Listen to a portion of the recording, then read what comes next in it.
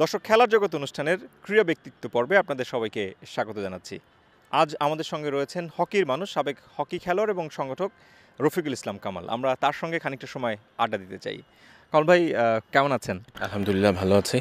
একটা পরিবর্তিত বাংলাদেশে এবং সেই ক্রীড়াঙ্গনে আমরা হকির কথা বলবার জন্যই আসলে আপনার সঙ্গে এই সময়টা আড্ডা দিতে চাই। প্রথমে একটু জানার চেষ্টা করব যে এই যে পরিবর্তন এবং হকি সামগ্রিকভাবে আপনি কিভাবে দেখছেন?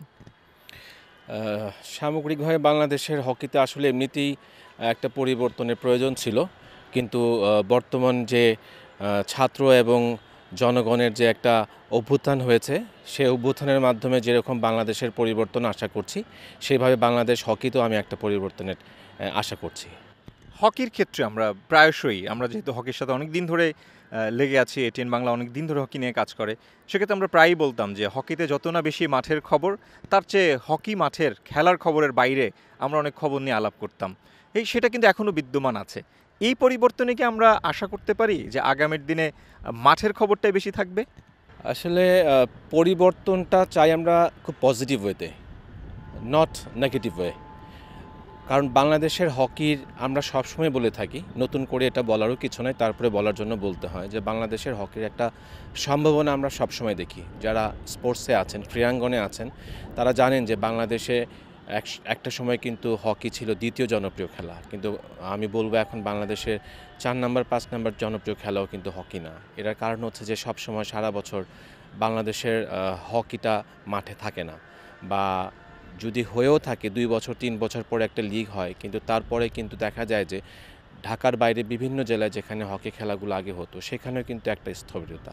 তো সব কিছু মিলে আমরা পজিটিভ ওয়েতে যে পরিবর্তনটা দেখতে চাচ্ছি, সেটা হচ্ছে যে বাংলাদেশের হকিটা সারা বছর মাঠে থাকবে, এবং এটার জন্য একটা পরিকল্পনা করতে হবে, এবং পরিকল্পনাটা কিন্তু খুব বড়সড় পরিকল্পনা করতে হবে।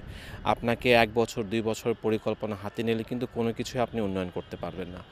বিগত সময়েও কিন্তু যারা বাংলাদেশের হকি ফেডারেশনের নেতৃত্বে এসেছেন, আমি বলবো না যে তারা অনেক ভুল করেছেন বা তারা ভালো করেছেন, হয়তো তারা চেষ্টা করেছেন, এবং সময় বা তাদের বিভিন্ন রকমের বলবো যে বাইন্ডিংসের কারণে হয়তো বা অনেক কিছু করতে পারেননি, চাইলেও করতে পারেননি।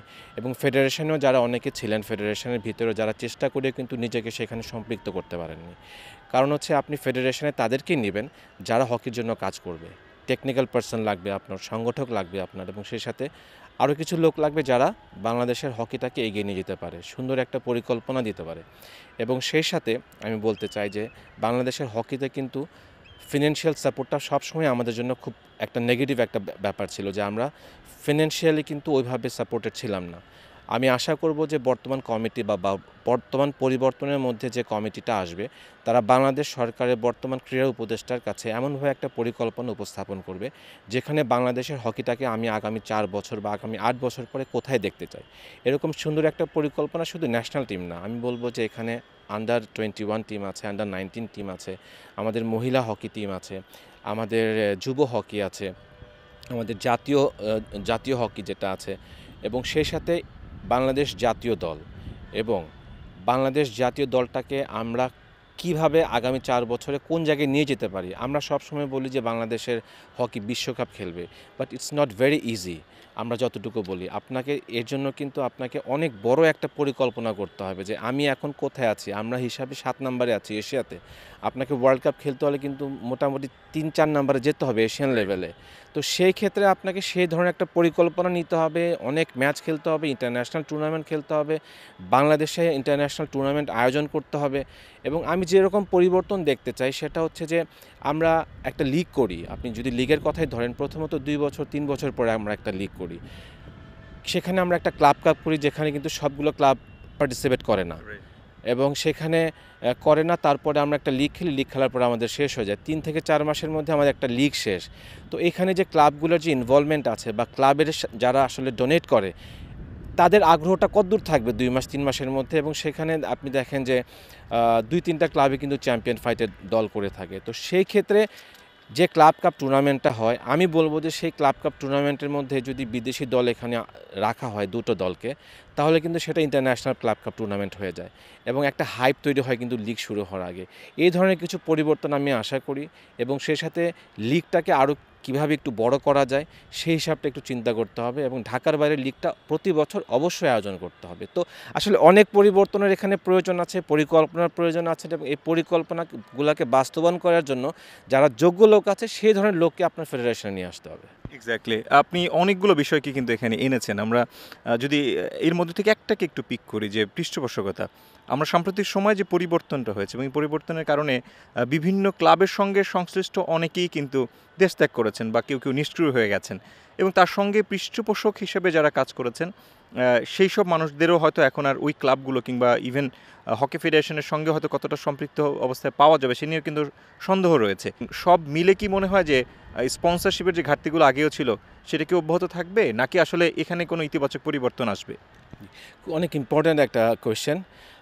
বিষয়টা হচ্ছে যে বাংলাদেশের হকিতে আমরা দেখেছি বিগত কয়েক যুগ গ্রিন ডেল্টা ইন্স্যুরেন্স কোম্পানি, কিন্তু আমি যখন সেকেন্ড ডিভিশন খেলি তখন থেকে কিন্তু বাংলাদেশের সাথে গ্রিন ডেল্টা ইন্স্যুরেন্স কোম্পানি জড়িত ছিল এবং গত লিগ পর্যন্ত কিন্তু তারা আমাদের সাথে ছিল, কিন্তু তারা আবার ঘোষণা দিয়েছে যে তারা এরপর থেকে আর আমাদের সাথে থাকছে না।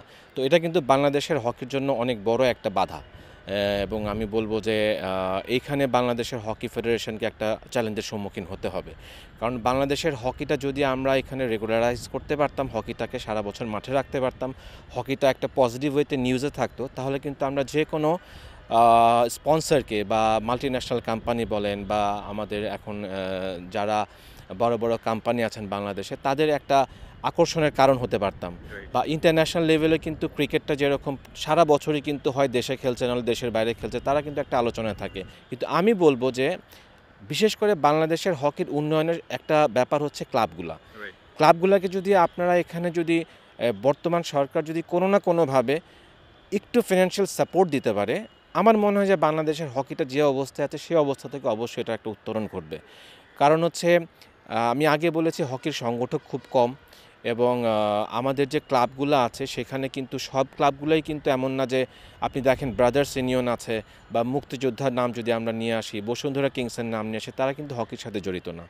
এই ক্লাবগুলোকে যদি আমরা এখানে সম্পৃক্ত করতে পারি, আমার মনে হয় যে তাদের একটা ভালো ফান্ড আছে এবং ব্যাংকগুলো যদি এগিয়ে আসে, আমাদের মাল্টি ন্যাশনাল কোম্পানিগুলো যদি এগিয়ে আসে ক্লাবগুলোর পিছনে, এবং সেক্ষেত্রে আমাদের বর্তমান সরকার ক্রীড়া উপদেষ্টা যিনি আছেন তাদের মাধ্যমে যদি আমরা এই ক্লাবগুলোকে একটা ফিনান্সিয়াল সাপোর্ট দিতে পারি, সেটা ফেডারেশনের মাধ্যমে হোক না কেন, সেক্ষেত্রে আমার মনে হয় যে হকির জন্য অনেক বড় একটা পজিটিভ দিক হবে, যে তখন তারা ক্লাবগুলো দেখা যায় যে খেলতে পারে না কিন্তু একমাত্র আপনার ফিনান্সিয়াল সাপোর্টের কারণেই।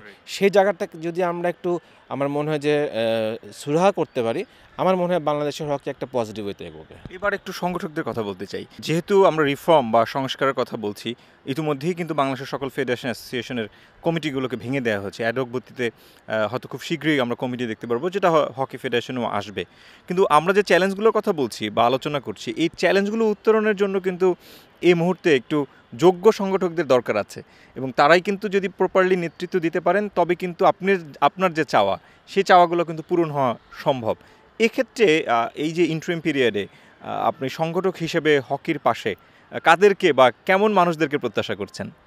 আপনি দেখে থাকবেন যে বাংলাদেশের হকিতে আমি যদি একটু পিছনে যাই, শামসুল বারী ভাই যিনি ছিলেন, মমিন ভাই যারা ছিলেন, আলমগীর আদিল ছিলেন, ওনারা কিন্তু বাংলাদেশের হকিটাকে একটা পর্যায়ে কিন্তু নিয়ে এসেছিলেন।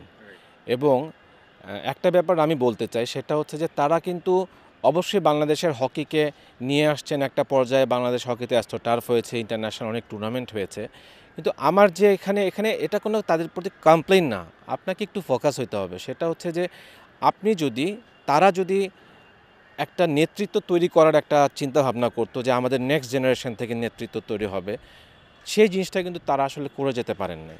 তো আমি বলবো এখন যারা আছেন হয়তো দেখা যাবে যে পুরনো মুখে হয়তো আসবে আমাদের এখানে, কারণ হকির সংগঠক খুবই কম এবং নেতৃত্ব দেওয়ার মতো পর্যায়ের কিন্তু লোক খুব কম আছে। তো সেই ক্ষেত্রে যারা আসবেন, আমি মনে করি যারা আসবেন তাদের সবাই আপনারাও চিনবেন নিশ্চয়ই, হকিতে তাদের অনেক অবদান আছে। অনেক ক্ষেত্রে এখানে অনেক যোগ্য লোককে অনেক সময় বঞ্চিত করা হয়েছে।